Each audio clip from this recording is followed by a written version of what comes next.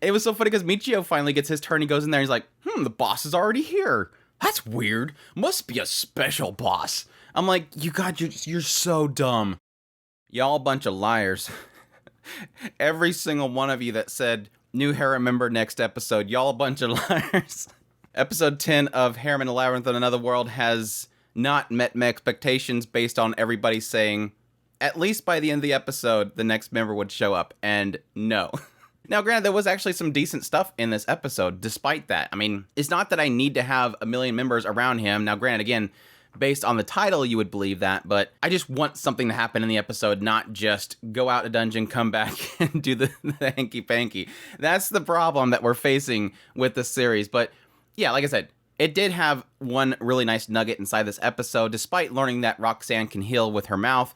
That's important too, but no, we opened up this episode with Roxanne kind of suggesting this idea of going out and gathering pelts, rabbit pelts, in order to sell them. Now, the guild doesn't give crap for them, but apparently if you go to a merchant with an actual store, they can actually pay for them. But they have to get 300 of these pelts for this one particular store to buy them. So they hit the dungeon, they keep killing rabbits, they're on the 7th floor, they at some point run into a treasure chest, which apparently is the Labyrinth ground. Apparently whenever this Labyrinth, which I mean the assumption right now is that the Labyrinth is like a living, breathing thing. It's similar to, like we said with Mushoku Tensei Jobless Reincarnation, this is a breathing thing that sort of lives. And apparently whenever this dungeon gets a zit, you cut the zit and you get treasure.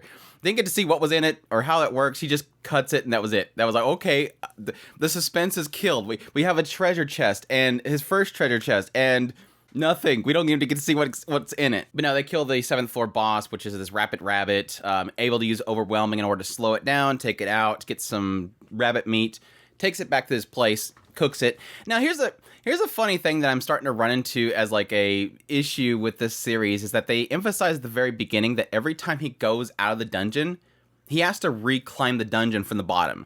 So it seems like every time it cuts to the dungeon, he's at the 7th floor again. It's like, okay, well, didn't that take time to go through the entire dungeon again? It not that it's a problem, but it's one of those things where like, oh, rabbit meat, let's go cook it. It's like, well, you're losing all your progress. I mean, that's the problem that I see is like, no, why don't you finish your dungeon crawling first and then come back? But I guess the idea there is that he doesn't want to keep diving in a dungeon. He's building up that 7th floor over and over again because that's what he's capable of doing. If he just goes as far as possible, he's going to end up running into something that's going to take him out. So after they eat the meat, and it's not bad. After they eat the food, they come back. They make skewers out of this rabbit meat.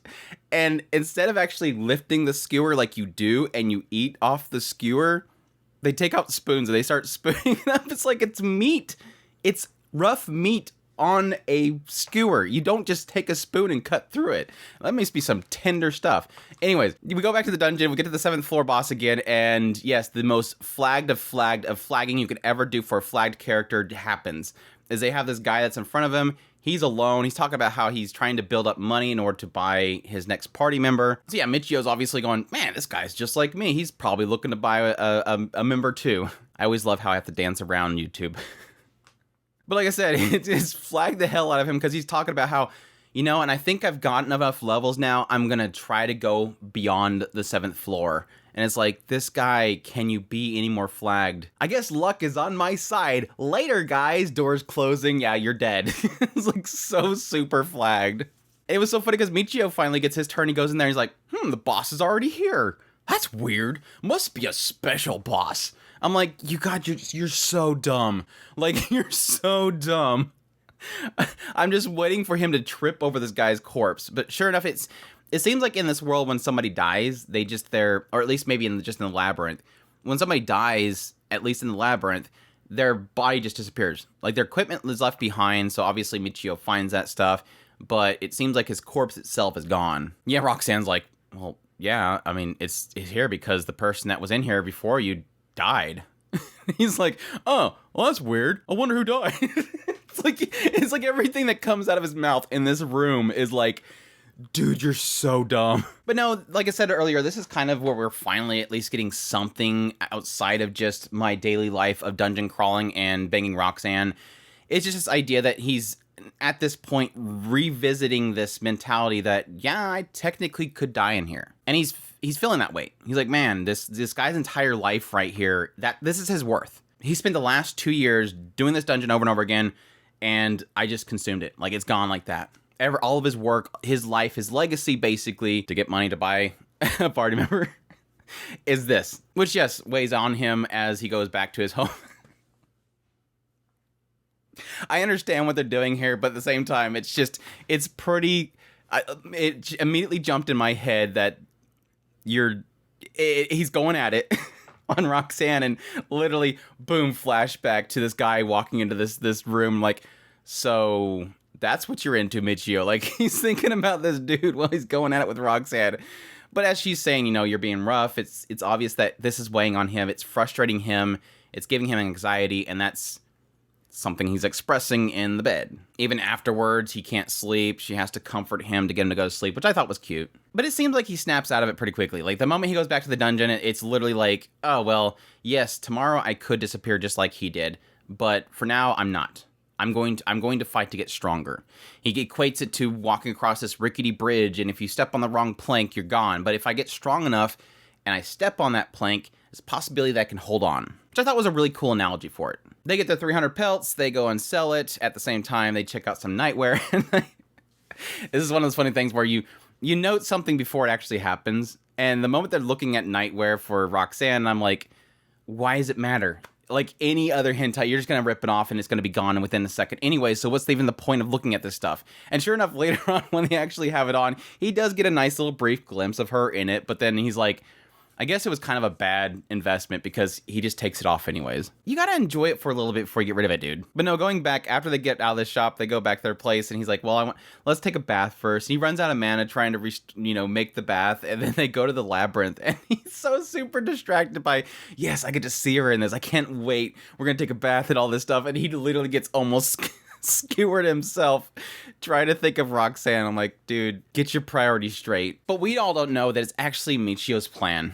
All of this is just, he acts like he messed up, but it's all just to see if Roxanne has the ability to heal, which, yes, he thoroughly explores at the bath, seeing how Roxanne can heal him very lewdly. The end of the episode, they did leave with, I guess, what would be a nice sign that we are going to get our next harem member. If one of those, it seemed like everybody's spoiling it for me, so it's not like I'm going to dance around this.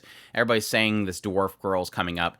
And it's like, yeah, technically at the end of this episode, to give people credit, they did finally get a skill crystal, which, if we go back to what Roxanne said previously, that's what the blacksmith can do. They could take these skill crystals and apply them to weapons, I believe, to give them skills, but that would be, I guess, the shoe-in. He now has this. He might go back to Alan and say, hey, man, you got some blacksmiths in your repertoire, and then get our next harem member there. So either way, extremely frustrating. I mean, there's a good chance that we possibly could get another season of this show, but at this point, it's like, we only got 2 episodes to work with. Like, this is going to be like Rent-A-Girlfriend all over again, where, like, this one girl I'm looking forward to doesn't show up until, like, literally the last episode. So, I don't know, maybe we'll hopefully get a pretty decent episode with episode 11 of him getting the next harem member, and then we'll finally be able to officially call this Harem and Labyrinth Another World. But anyways, that's my thoughts on episode 10 of Harem and Labyrinth Another World. I hope you guys enjoyed this video as always. If you did, make sure to hit that like button down below, comment, let me know what you thought of the episodes. Are you frustrated too?